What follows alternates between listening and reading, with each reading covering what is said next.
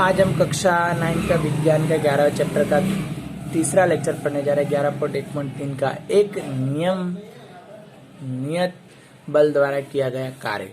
मतलब एक नियम के अनुसार जो बल दिया जाता है, कार्य किया जाता है, उसके बारे में पढ़ना है।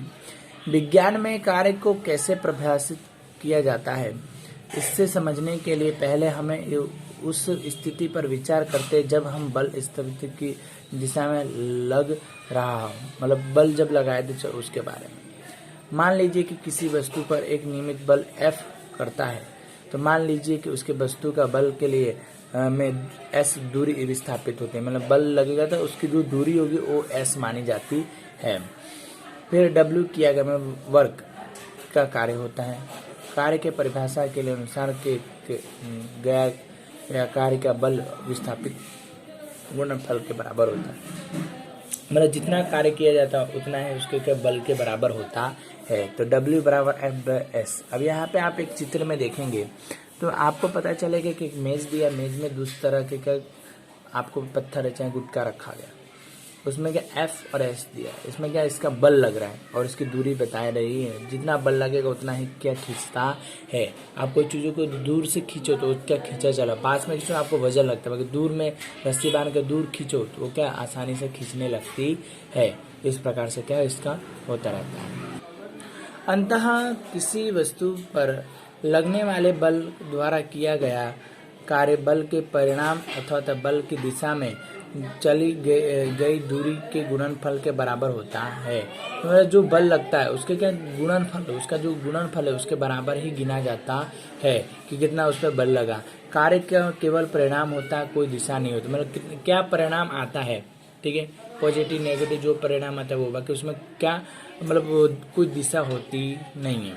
समीकरण यदि F बराबर A1N तथा S बराबर 1M हो तो बल का द्वारा किया गया कार्य क्या होता है 1Nm हो जाता है। उसमें N और M ले लिया जाएगा, M और दोनों का 1 गुणा हो जाएगा तो Mn बन जाता है।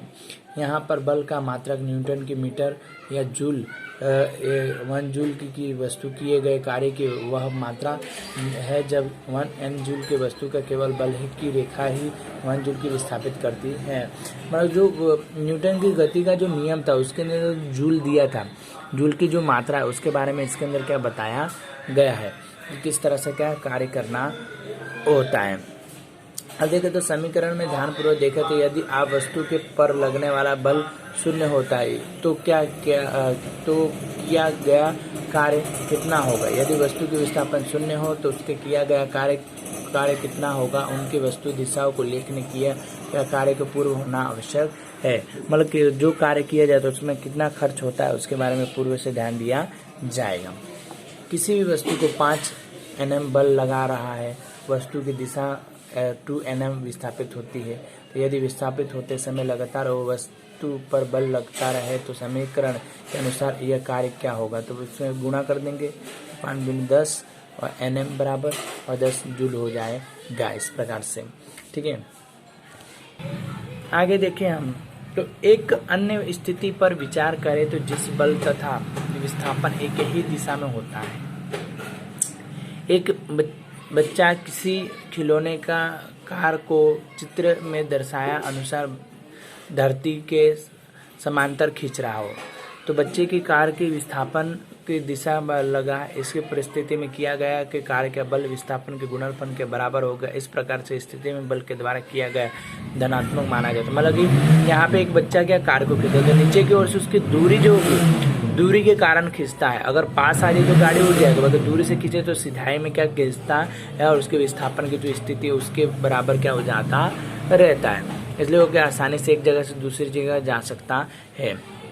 अब हम एक स्थिति का विचार करें जिसमें हमने एक वस्तु के समान वेग किसी भी नियम दर्शाए गए कर रही है कि और उस पर से विपरीत दिशा में एक अवमंदक बल F अवरोपित किया जाता है। दोनों दिशा में क्या विचार 180 कोण का बनाता है, मतलब कि 180 का कोण बनाएगा, ठीक है। ऊंचा थोड़ा डोरी जाएगी तो 180 की कोण बनाते हैं। इस प्रकार से क्या इस तरह का करके 180 का कोण बनेगा।